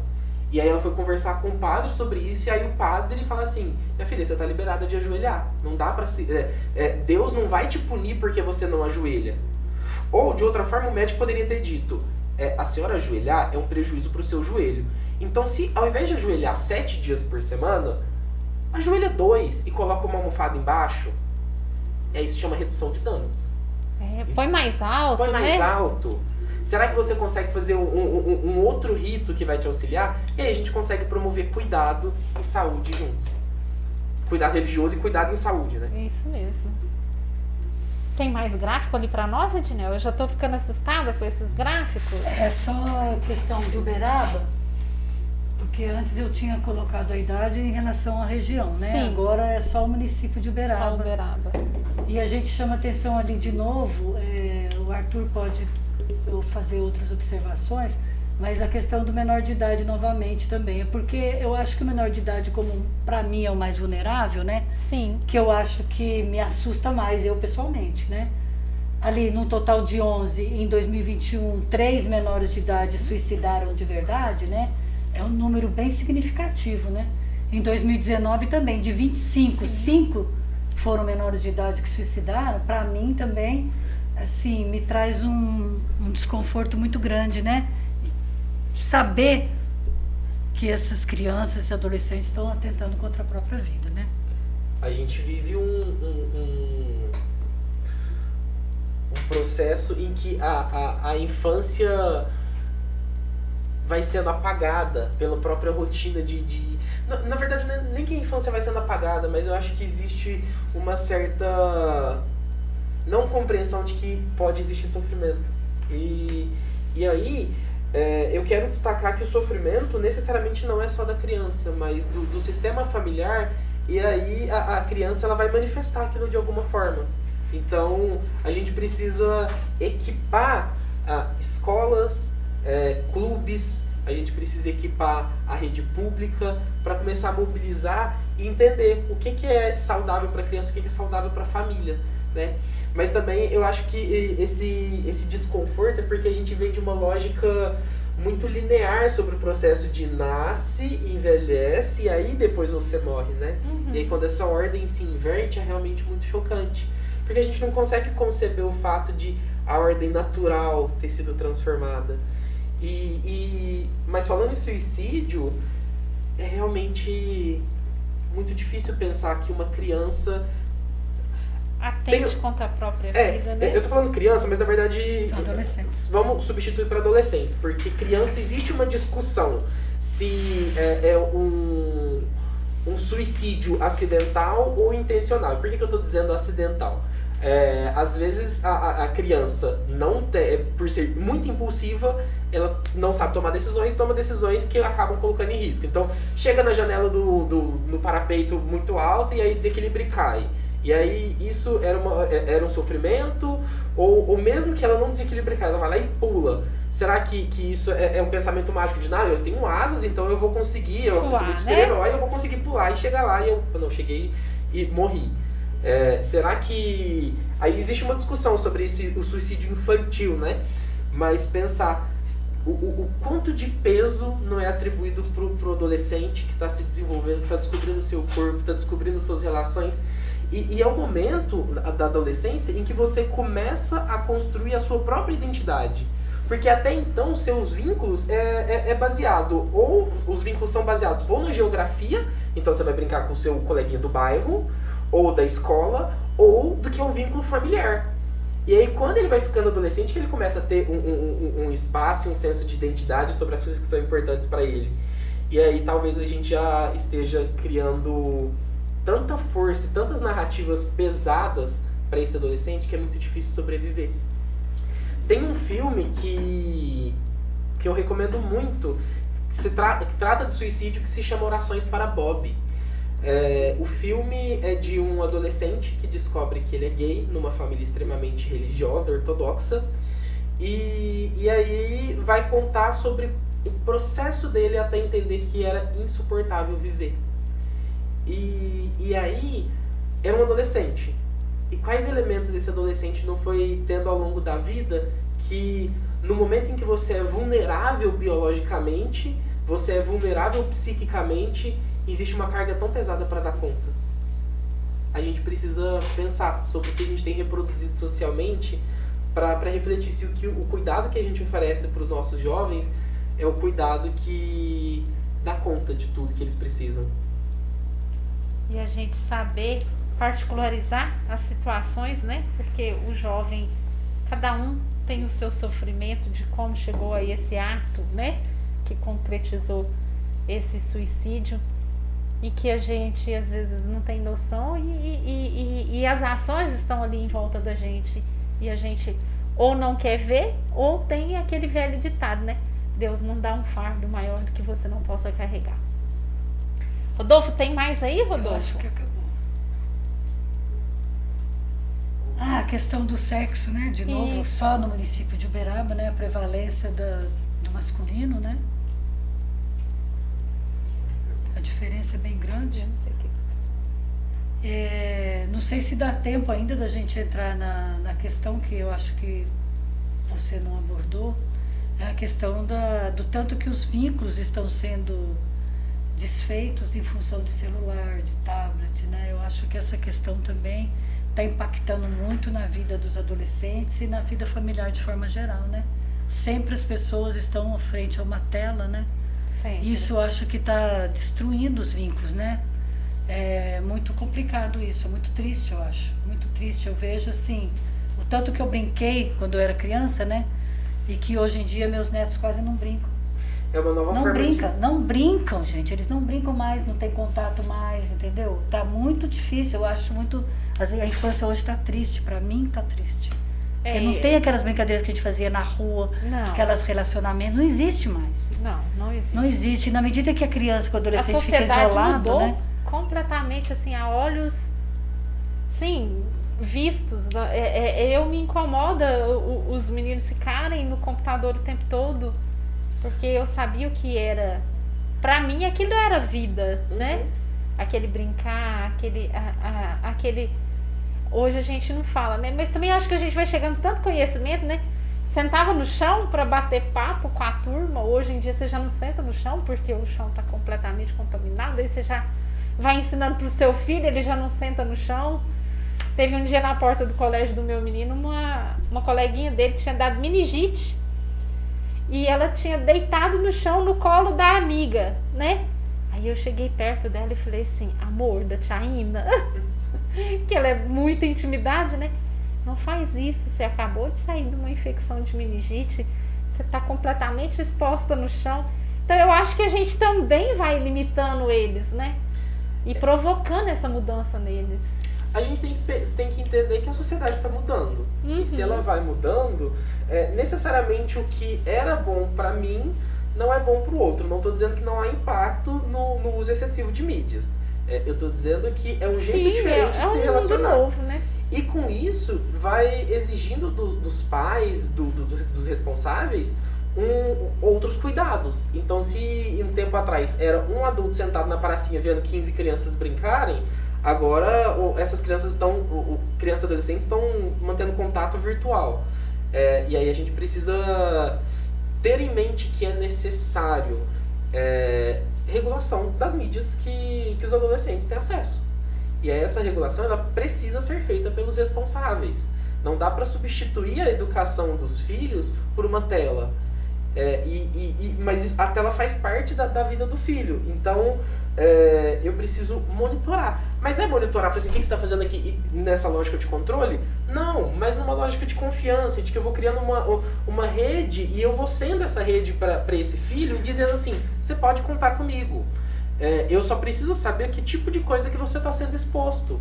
E a gente ouve, né? Ficar de ouvidos, né, Arthur? Porque às vezes tá lá na mídia jogando uma palavra que escapa, você já sabe o tipo, como a gente tem maturidade, o tipo de pessoa que o seu filho está lidando. Sim. Não é? Então eu acho assim que é ficar de ouvidos mais atentos. E aí eu acho que precisa haver um jogo de negociação muito grande sobre privacidade, porque a coisa que o adolescente mais quer é privacidade, Nossa, né? não pode nem abrir a porta Sai do do quarto meu sem quarto. bater. E aí existe esse senso de construção de privacidade que precisa ser respeitado, mas precisa ser negociado. Privacidade não é você poder fazer todas as coisas do jeito que você quer, né? Independência não é isso. E aí a gente precisa negociar, falar assim, olha, tá tudo bem, você pode receber seus amigos aqui em casa, mas a porta vai ficar aberta. Não dá pra você ficar, eu preciso saber o que tá acontecendo. Não tá acontecendo nada demais. Tudo bem, se não tá acontecendo nada demais, por que a porta não pode ficar aberta então? E aí esse tipo de coisa a gente consegue minimizar danos. E criar uma rede. E aí, gente, eu tô dizendo de cuidado, eu não tô dizendo de invadir o espaço do outro, e a gente precisa ter isso muito bem marcado, porque vão existir pais que vão atravessar completamente as fronteiras e dizer que eu preciso saber todas as coisas a cada passo do que você tá fazendo e autorizar esse tipo de coisa. Não é controle, é confiança. E aí, se a gente constrói confiança, eu consigo dar espaço pro meu filho me dizer: meus colegas estão me zoando na escola. Faz parte de um crescimento também, né, Arthur? Eu não posso tomar todas as decisões por ele, pra ele, né? E nem permitir que ele tome todas as decisões. Sozinho. Eu me lembro de quando eu comecei a atender criança nos estágios, que eu achava que a criança devia fazer tudo, e ela podia fazer tudo que ela quisesse na sala. E aí a minha supervisora virou pra mim e falou assim: crianças podem muitas coisas, mas elas não podem decidir tudo. E aí é papel do adulto decidir certas coisas. E aí, num contexto de atendimento, existe um espaço para liberdade, na criação precisa existir um espaço para liberdade, mas precisa existir um espaço de limitação mesmo, do que pode e do que não pode. Baseado no respeito, na confiança, no entendimento de que o outro não é uma continuação sua, de que o outro é uma outra pessoa e que tem as suas próprias necessidades. Até o Odila faz uma pergunta aqui para vocês dois, ó. O que vocês pensam sobre qual sociedade queremos? E ela acha que, assim, traz um impacto muito grande, né? Qual sociedade nós queremos? E realmente traz, né? Qual é a sociedade que nós queremos? A sociedade omissa? A sociedade opressora? Sociedade participativa? Você quer responder primeiro, João? Não, pode responder. Qual sociedade que eu gostaria, e pensando no tema que norteou a nossa conversa, eu gostaria de uma sociedade em que as pessoas fossem responsáveis com o que diz e com as decisões que tomam. Eu quero viver numa sociedade em que exista um sistema único de saúde público, gratuito, universal, fortalecido. De qualidade. Eu quero viver numa sociedade em que existam psicólogos, assistentes sociais nas escolas, promovendo cuidado, amparo para os jovens, para as crianças, e que a gente consiga cada vez mais romper essa lógica neoliberal e meritocrata de que eu posso, eu consigo e eu vou dar conta, e se eu fracassar, a culpa é minha. Eu quero viver nessa sociedade. E quando eu penso nessa sociedade, vem um peso da responsabilidade, né? do que eu faço na minha prática, como que eu vou exercendo o meu papel de cidadão para construir a realidade que eu quero. E aí a realidade é coletiva. Sim. Então a gente precisa criar parceiros e alianças para construir a realidade que queremos. Eu sinto que esse momento nosso aqui, assim como a gente traz profissionais como vocês para falar de um assunto tão polêmico, outros tantos já estiveram aqui, nós estamos nesse processo coletivo, né, de construção dessa sociedade ao qual você vai se sentir bem, a qual eu vou me sentir bem e amparada. Eu amparo o outro e me sinto amparada, né? A sociedade pode mudar, mas o amor ao próximo não. O respeito, das palavras, saber o que falar pro outro, porque se me dói e o outro receber também, dói também. Eu tava vendo uma pesquisa domingo, no Fantástico, sobre os hackers, né? A pessoa faz... Eu acho muita exposição. Hoje eu até fiz um comentário com meu filho, uma influencer. Eu nem me atento a ler o nome, porque eu acho... É minha posição. comprou uma caneta de 7 mil, tá lá o valor, R$7.700. Aí a caneta tá falhando. Olha, pessoal, a caneta, antes eu tivesse comprado de R$1, uma caneta de R$7.700, essa caneta tem termo de garantia, concorda? Deveria, né? Mas tem, mas lógico que você compra um relógio aí, tem termo de garantia. Pra que eu exponho isso para uma sociedade que talvez não tá tendo 25 centavos para comprar um pão? Sabe? Isso chega a ser doloroso. Mais da metade da população em segurança alimentar, o Brasil voltando pro mapa da fome, e aí eu vou fazer propaganda de uma caneta de R$7.700 para assinar contrato. Se eu comprar uma caneta de R$7.700, ela começou a falhar, eu vou lá na loja, olha, eu vim, né, devolver, você vai me ressarcir com outra, tal. Eu não preciso expor isso, né? E eu acho que as pessoas estão ficando sem limite de exposição. Ontem, no Globo Repórter, eu estava vendo a linha de pobreza. E eu fiquei, assim, a gente fica chocado quando tem uma filha que sai com um carrinho para catar reciclável, volta com R$2, tem que sustentar uma mãe doente. Como assim? Né? O outro que foi empregado em grandes construtoras está morando na rua, em tenda, né? Barraquinhas. Olha para onde nós estamos jogando a nossa sociedade, né? É essa sociedade que a gente quer? Mas aí vamos falar de Setembro Amarelo, fica vivo. Que condições que a gente permite, que condições que a gente dá para as pessoas ficarem vivas? Pois é. Uma sociedade que fala ser civilizada, sendo que 90% dos recursos estão na mão de 1% da população, isso é uma sociedade civilizada? Onde a maioria das pessoas passam fome? Isso é uma sociedade civilizada? A gente evoluiu realmente? Eu acho que são reflexões que a gente precisa fazer, né? Porque se existe uma linha de pobreza tão grande, mas existe aquele uma concentração de poder na mão e de alguns, riqueza, né? Na mão de poucos. Isso é uma sociedade justa? É isso que nós queremos? E assim, hoje as pessoas expõem salário, né? Tava lá vendo o Thiago Leifert, o salário dele. Eu não me interesso o salário dele, porque eu sei que a minha vida não vai ser igual a dele. Mas isso acaba sendo chocante. Imagina a pessoa que tá lá desempregado, passando necessidade, aí vê lá o outro, não, eu tô dispensando um salário de R$450 mil. O cara se formou, o cara teve uma realidade completamente diferente da minha. E isso não pode me incomodar, mas incomoda a partir do momento da minha necessidade, chega a falta de necessidade dele, não é isso? A gente precisa mediar o tipo de sociedade mesmo, que tipo de valor que a gente vai colocando como relevante e importante mesmo. E na adolescência isso é muito delicado. Eu estudei numa escola particular no ensino médio e eu era bolsista da escola. Era um disparate muito grande entre a condição financeira que eu tinha das famílias com que eu estudava. E era uma produção de desejo muito grande. E aí isso vai sendo alimentado por essa lógica capitalista, por essa lógica utilitarista das coisas. Então talvez a gente precisasse avaliar se é isso mesmo que faz sentido. Se faz sentido a gente conversar, se faz sentido a gente crescer bem profissionalmente, enquanto outras pessoas estão sendo exploradas, estão passando fome, estão em situação de miséria, de insegurança alimentar. É isso.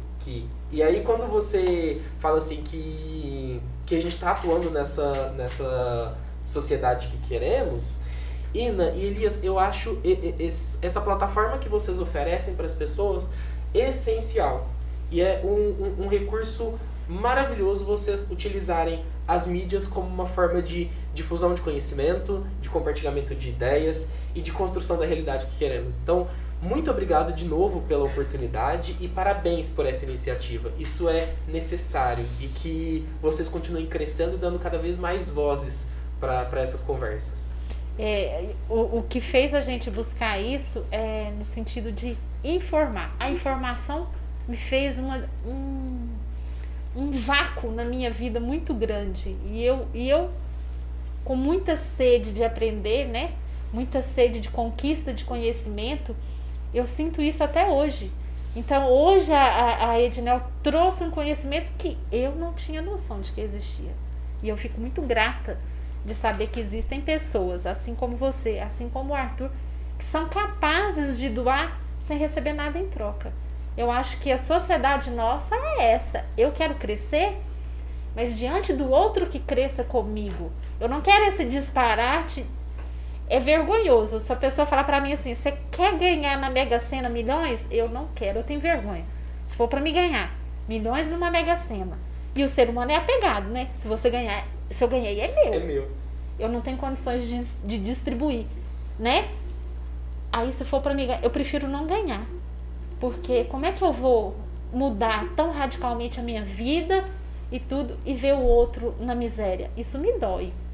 A gente precisa planejar Tem a um miséria, avanço coletivo. Tem a miséria física, a miséria moral e a miséria coletiva de pensamento.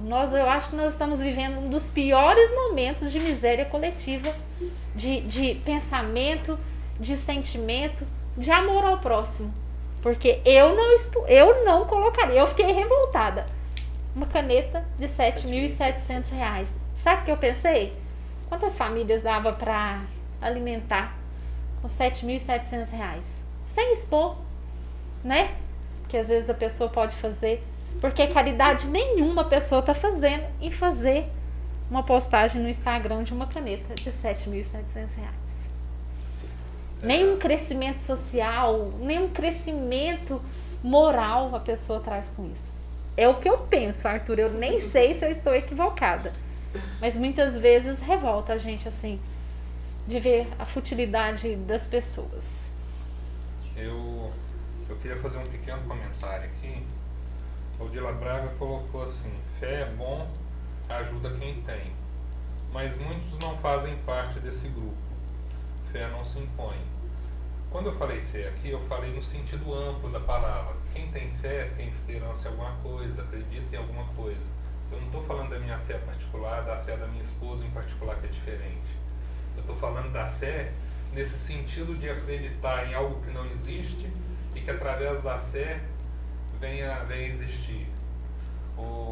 A gente coloca aqui a fé nesse sentido, aquela fé que age neurologicamente, ajudando o cérebro a superar uma necessidade, e não num contexto religioso.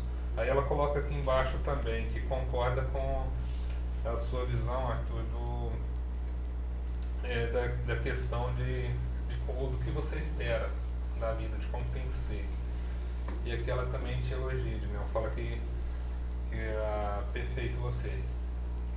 A gente fica agradecido das pessoas que participam, porque a gente vai juntando ideias, né? E eu até falo aqui particularmente para vocês que alguém que estiver aqui, que seja profissional de qualquer área da saúde, que seja um profissional motivador, pode entrar em contato com a gente através do Instagram, no nosso Vitrine Social e Saúde, falar com a gente, expor um assunto aqui que vai trazer um crescimento social e moral, que eu acho que é o que nós todos estamos em busca para nós. Eu convido você a participar do programa. Todo aquele que tiver um assunto que a gente considera pertinente, ou que às vezes eu não considero pertinente, mas que você me mostre que é realmente uma ação social que vai mudar uma sociedade, porque muitas vezes não adianta nós gritarmos pela mudança da sociedade. Eu ouvi um dia de uma paciente nossa, ela falou assim: esse trabalho subpolítico que vocês estão fazendo transforma muito mais. Micropolítica que vocês estão fazendo transforma muito mais do que o macro. Porque eu chego naquele vizinho meu que está do meu lado, a Ednel chega naquela amiga que está do lado, o Arthur chega no amigo, no paciente, no vizinho que está do lado. Então a gente consegue trabalhar mais próximo das pessoas. Enquanto que o macro, ele é tão amplo que às vezes não chega em quem está embaixo. E o macro só existe porque vai existindo as micropolíticas, né? Isso. E pensar sobre isso é a gente exercer a nossa cidadania de forma responsável. Adolescentes que vão fazer 16 anos até o ano que vem, tirem seu título de eleitor porque a gente precisa de você. Nós precisamos dos votos de gente consciente e a gente precisa propagar isso cada vez mais. Nós precisamos começar a atuar de forma responsável e entender que ser cidadão não é só existir e ter um número de CPF. Tem uma implicação social com isso, tem uma implicação legal disso. E a gente precisa exercer essa micropolítica mesmo. A gente vai conversando aqui, vai conversando ali. Mas assim, cara, não concordo com você. Eu não te odeio porque eu não concordo com você. Eu posso conversar com você e a gente construir um diálogo. E aí, a partir do diálogo, a gente transforma e fala assim, eu continuo não concordando, mas eu consigo entender o seu ponto de vista. Ou então, cara, você realmente abriu uma perspectiva que eu não sabia. Eu acho que faz muito mais sentido do que você está me dizendo. Isso é ser micropolítico, isso é ser político, isso é ser cidadão. E assim a gente vai conseguindo transformar a sociedade. Com isso a gente vai conseguindo diminuir os números de suicídios. Com isso a gente vai conseguindo produzir uma sociedade saudável. Vai diminuindo as misérias sociais, né? Sim. Porque acaba que o suicídio está incluso nisso, né? Quando a gente vê a questão de emprego, né? Vários outros fatores, né, de risco que você falou para nós. Fica aqui a nossa gratidão, tá? Por vocês terem se disponibilizado o tempo e de dar uma aula tão maravilhosa daquela e o Arthur interagir tão perfeitamente em tudo, né? Então, existe uma conexão, existe uma vontade maior da gente crescer no sentido de sociedade, de ser humano social. Muito obrigada. E sábado que vem nós estaremos aqui novamente, mais uma vez, com Vitrine Social e Saúde. Siga o Arthur, gente, nas redes sociais. Pode falar, por favor? O meu Instagram é Escutador de Histórias. Ele está em fase de transformação exatamente para eu conseguir levar conteúdo e pensar um pouquinho sobre questões de saúde. Escutador de Histórias. A Edinel, gente, nós vamos fazer uma campanha para a Edinel montar o Instagram dela, porque dados, Edinel, talvez que você possa colocar lá. Muitas vezes a pessoa precisa de dados para ter um alerta, né? Para despertar. E eu acho que isso tudo que vocês estão propondo fazer para a sociedade em questão da prevenção do suicídio vai chegar assim num momento muito complicado, num momento que vai ajudar muito, né? Parabéns a você, ao pessoal da UFTM, que vocês estão trabalhando junto. Muito obrigada pelo carinho. Muito obrigada pela participação. Você não tem um Instagram pessoal, mas vai ter um Instagram junto com o pessoal da UFTM, né? Fala aí pra nós. Eu vou ler aqui porque eu não decorei ainda não, gente. Nós estamos montando um grupo para a gente estar discutindo a questão do suicídio o ano todo, tá? O grupo vai se chamar Grupo Interinstitucional e Movimentos Sociais, Reflexões e Prevenção ao Suicídio. Instagram, @gims.ps.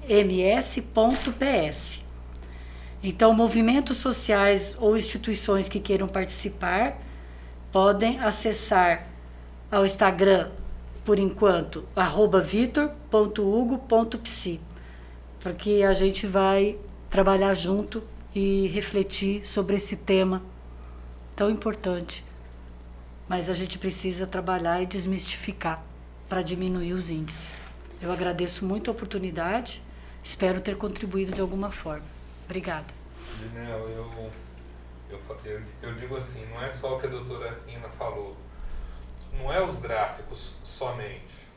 Vamos acrescentar o conhecimento que está por trás dos gráficos. Você tem um conhecimento espantoso, fantástico, que precisa ser colocado, compartilhado. Então, por isso, a importância nos nossos dias da rede social. Arthur, o nosso programa aqui hoje está sendo muito elogiado.